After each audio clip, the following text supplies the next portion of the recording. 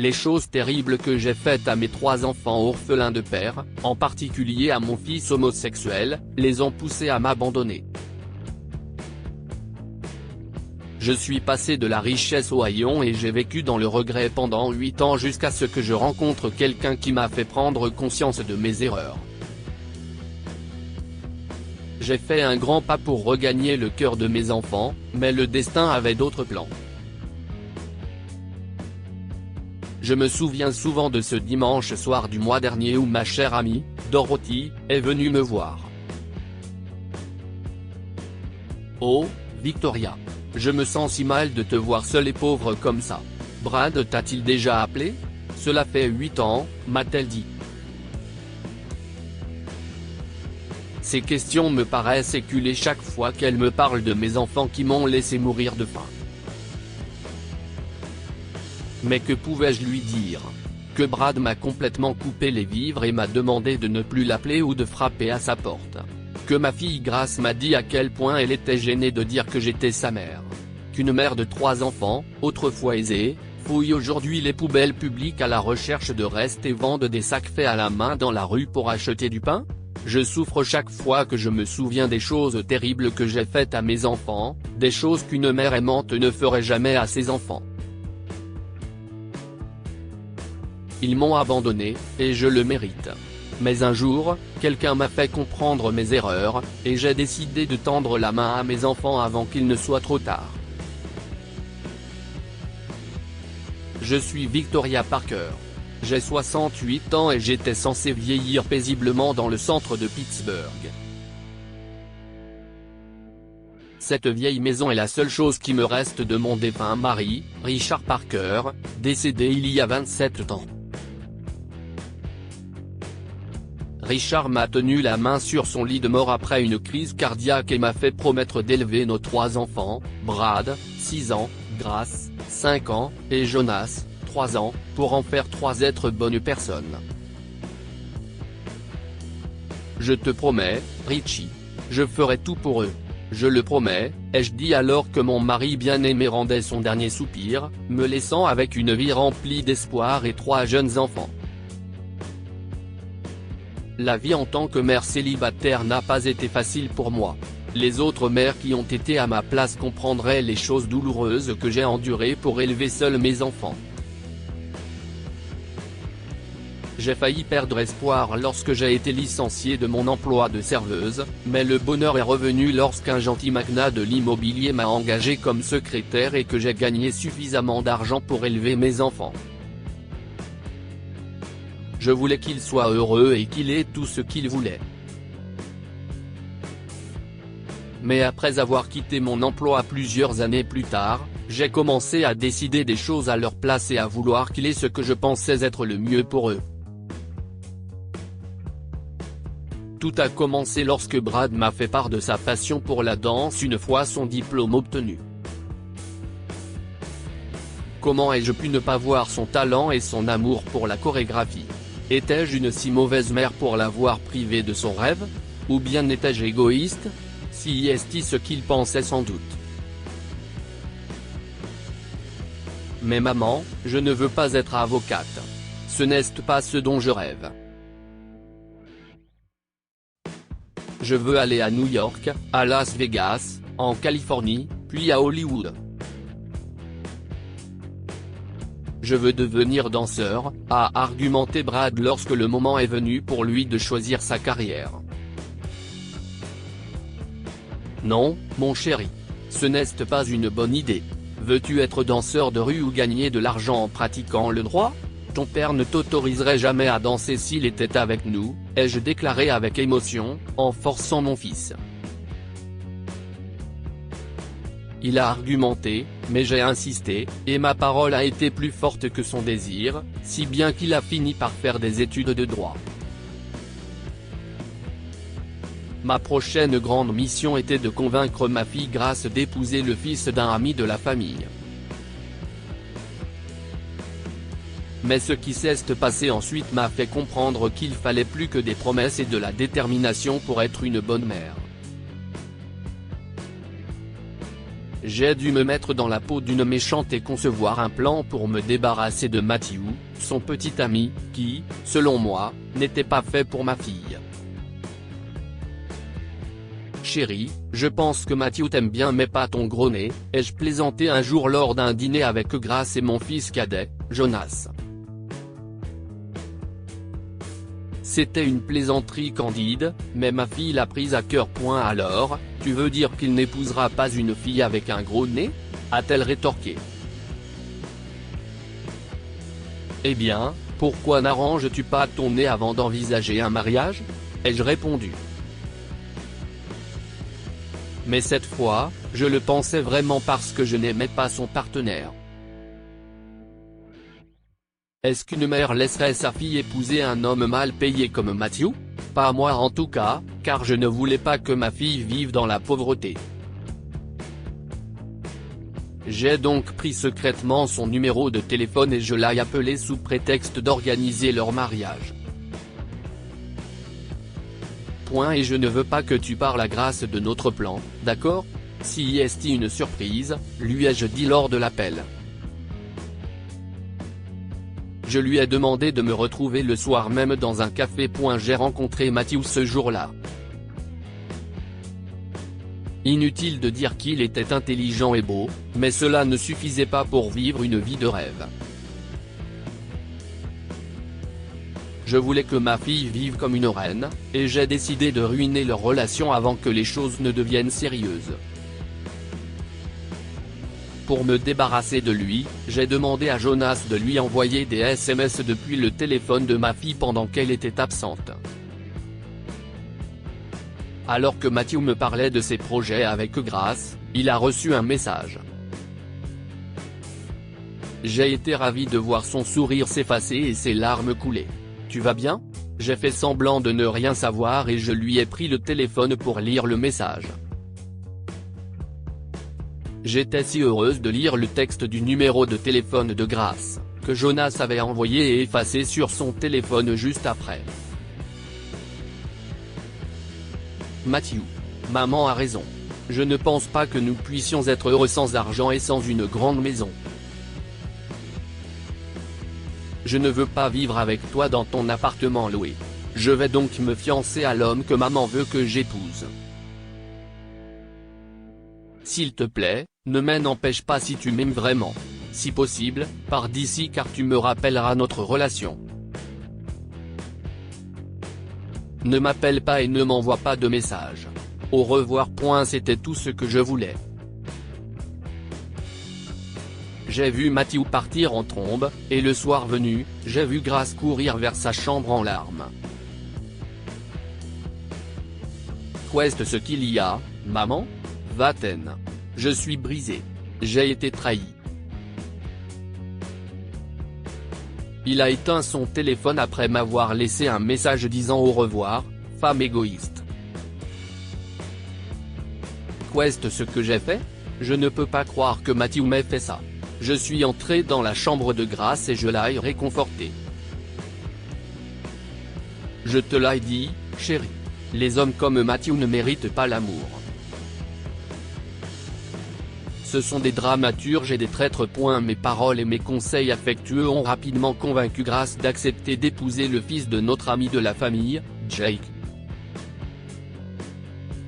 5 mois après leur mariage, j'ai retiré tout l'argent de mon compte commun avec Grace. Comme elle avait épousé un homme riche, j'ai pensé que ses économies m'appartenaient. Après tout, j'étais sa mère. Elle avait économisé $6 000 pour une rhinoplastie, et je les ai pris. En tant que mère, n'ai-je pas le droit de dépenser l'argent de mon enfant ? Mais cela ne s'est pas très bien passé avec Grace lorsqu'elle l'a découvert. Maman ? Maman, tu as pris l'argent sur notre compte commun ? C'était pour ma rhinoplastie. Pourquoi l'as-tu pris sans ma permission ? M'a-t-elle demandé. J'ai eu l'impression que 1000 flèches de feu me visaient. Je pensais en avoir le droit, mais quand elle m'a interrogé, je suis resté sans voix. De plus, Jonas avait tout entendu, et il pensait sans doute que j'étais une mauvaise mère. Mon cœur battait la chamade et j'espérais qu'il ne s'opposerait pas à moi à ce stade. Mais Jonas s'est fâché, et nous nous sommes disputés. Au cours de cette dispute, il a laissé échapper que c'était moi qui étais à l'origine de la rupture de Matthew et Grace. Ma fille était furieuse. Elle s'est disputée avec moi et a fondu en larmes. Comment as-tu pu décider de ma vie à ma place? Comment as-tu pu être une si mauvaise mère? S'est-elle écriée. Une mauvaise mère? Est-ce que si est ce que j'obtiens en essayant de donner le meilleur à mes enfants? Elle m'a abandonné ce jour-là, il y a 8 ans. Elle était enceinte de Jake et si est la dernière fois que je l'ai vue.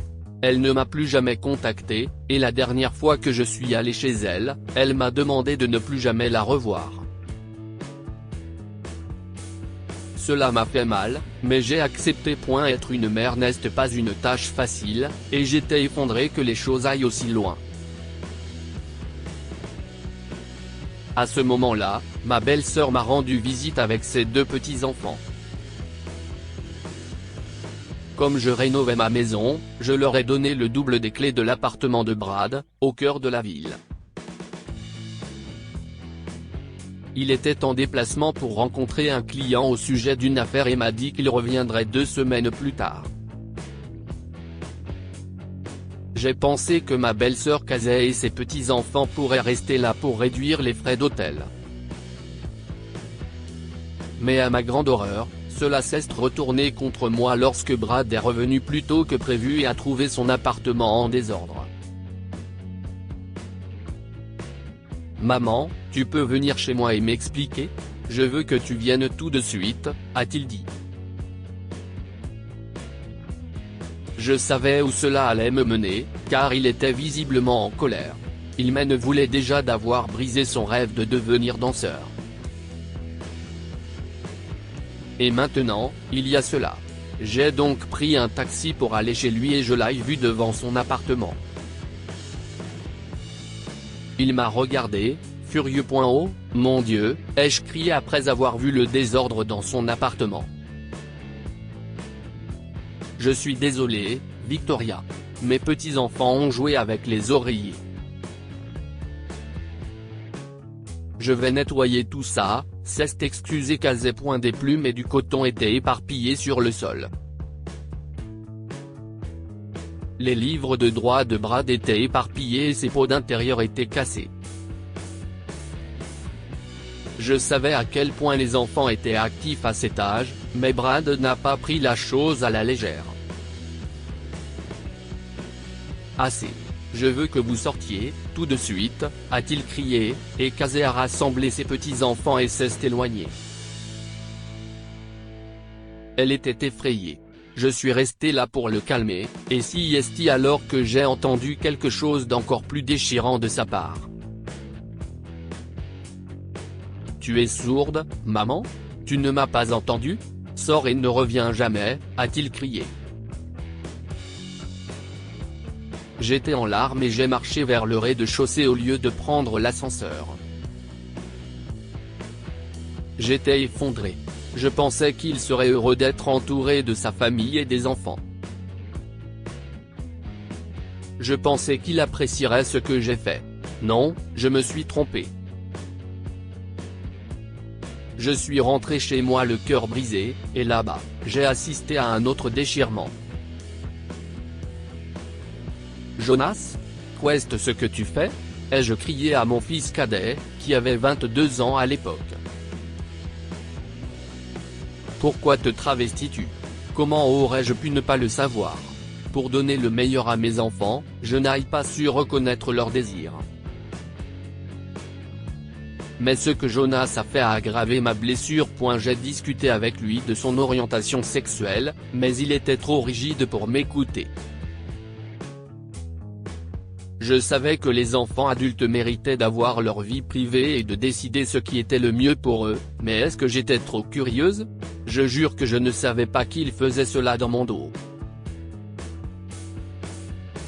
Je veux que tu te comportes comme un adulte, pas comme une femme. Je lui ai crié dessus.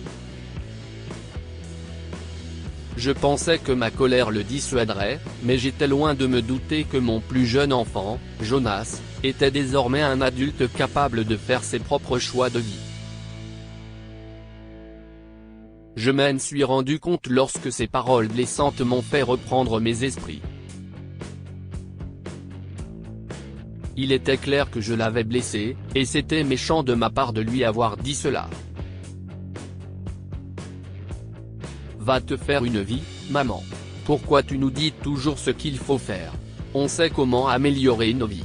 Je sais que Brad et Grace avaient raison maintenant. Nos vies seraient bien meilleures sans toi. Je regrette de t'avoir toujours soutenu. Fais comme tu veux. J'emménage avec mon petit ami.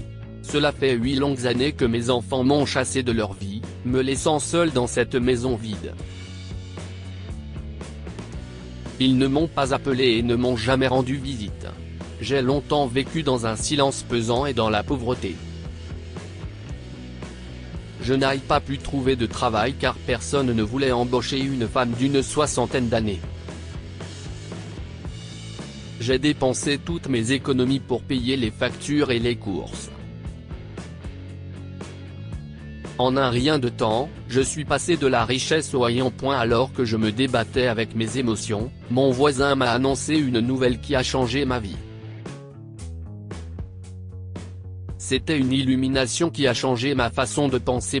Bonjour, Madame Simpson. Je voudrais que vous veniez à la baby shower de mon petit-fils, m'a dit mon voisin Xavier Allan quand il est venu me voir il y a 2 semaines. Oh, si est-il charmant. Alors, si est-il le fils de votre fille?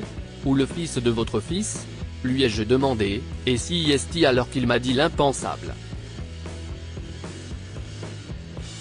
Si est-il le fils de mon fils? Il a épousé un homme et ils ont adopté ce bébé, a dit Xavier. Quoi? Ai-je crié. Mais pourquoi l'avez-vous laissé faire? En tant que père, vous étiez d'accord pour que votre fils choisisse cette voie? Si est mon fils, et je respecte ses désirs. Tous les parents devraient apprendre à respecter les souhaits de leurs enfants au lieu de les enfermer dans leurs règles et leurs politiques, a déclaré Xavier. À ce moment-là, j'ai réalisé mon erreur. Après avoir discuté avec Xavier, j'ai pris mon vieux téléphone et j'ai appelé mes enfants un par un. J'avais peur qu'ils me crient dessus, mais cela faisait 8 ans que je n'avais pas eu de leurs nouvelles, alors j'ai pris mon courage à 2 mains et j'ai appelé Brad en premier. Finalement, je n'ai pas pu aller au bout. J'ai coupé l'appel et je leur ai envoyé à chacun un message à la place. J'ai écrit, si esti maman. J'espère que tu te souviens encore de moi. J'ai pensé à vous inviter pour mon 70e anniversaire la semaine prochaine. Je n'ai pas d'argent pour organiser une fête. Mais je suis sûr que j'ai maintenant un grand cœur pour m'excuser auprès de toi et te demander de voir ta pauvre vieille mère. S'excuser est un petit mot, mais je suis vraiment désolé d'avoir été une si mauvaise mère. Pardonne-moi, s'il te plaît. J'ai hâte d'avoir de tes nouvelles. Avec tout mon amour, maman. J'ai fixé mon téléphone pendant les quelques minutes qui suivirent, attendant leur réponse. Les minutes se sont transformées en heures, mais mes enfants n'ont rien répondu. J'étais anéanti et je craignais de mourir sans mes enfants à mes côtés. Juste à ce moment-là, une notification est apparue sur mon téléphone, et ce que j'ai vu m'a rempli les yeux de larmes. Et, maman. Il a fallu 8 ans pour que tu reviennes vers moi? Je te pardonne. Oublions le passé, et je veux te présenter mes enfants, Brandon et Shannon. Je te promets d'être là la semaine prochaine. Je t'aime, Brad. Je ne croyais pas mes yeux. Puis une autre notification est apparue sur mon écran. C'était de Grace. Maman, comment vas-tu? Je suis toujours en colère contre toi, mais tes mots m'ont touché. Je suis désolé de ne pas t'avoir rendu visite. Je pensais que tu allais bien, mais je ne pensais pas que tu aurais autant de mal après notre départ. Je serai là la semaine prochaine, d'accord? Des larmes coulaient sur mes joues. J'attendais impatiemment la réponse de Jonas, mais il ne m'a pas appelé ni envoyé de message. Il ne m'a pas encore pardonné? J'ai pleuré. Mon 70e anniversaire, la semaine suivante, a été le plus beau jour de ma vie. Brad et Grace m'ont rendu visite. Nous avons beaucoup parlé et ri. J'ai veillé à ne pas évoquer notre passé et à ne parler que des bonnes choses qui leur sont arrivées après qu'ils m'ont quitté. Siesti alors que j'ai entendu la porte s'ouvrir en grinçant et que j'ai vu quelqu'un sur le pas de la porte. Jonas? Ai-je crié de joie. C'était un adulte qui était heureux avec ses choix. Ce soir-là, j'ai regardé la photo de mon défunt mari et j'ai poussé un profond soupir. J'ai tenu ma promesse, Richie. Nos enfants sont devenus 3 beaux êtres humains qui savent pardonner, ai-je marmonné en larmes. Mes enfants m'ont proposé d'aménager avec eux, mais j'ai refusé. Je voulais qu'ils vivent leur vie de manière indépendante, sans moi ni mes opinions traditionnelles. Mais ils m'ont promis de me voir souvent. Ils m'ont proposé de m'envoyer de l'argent chaque mois pour mes dépenses. J'ai refusé mais je n'aille pas discuter quand ils ont insisté, et j'ai accepté. Que pouvons-nous apprendre de cette histoire? Laissez vos enfants décider pour eux-mêmes. Ne le faites pas à leur place. Pour bien élever ses enfants, Victoria a commencé à planifier leur vie et à prendre des décisions pour eux, sans tenir compte de leurs propres désirs. Mais cela s'est retourné contre elle lorsqu'ils l'ont abandonnée à cause de son attitude autoritaire.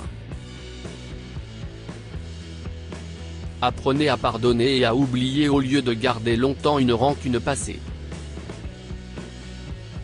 Lorsque leur mère leur a présenté ses excuses, Brad, Grace et Jonas lui ont pardonné et se sont immédiatement réconciliés avec elle. Ils ne se sont pas disputés et n'ont pas rediscuté de ses fautes passées. Au lieu de cela, ils ont simplement pardonné et oublié ce qu'elle leur avait fait. Cette histoire est inspirée de la vie quotidienne de nos lecteurs et rédigée par un écrivain professionnel. Toute ressemblance avec de véritables noms ou lieux est une pure coïncidence. Toutes les images sont utilisées uniquement à des fins d'illustration. Partagez votre histoire avec nous. Elle changera peut-être la vie de quelqu'un. Si vous souhaitez partager votre histoire, envoyez-nous un mail à info@amomama.com.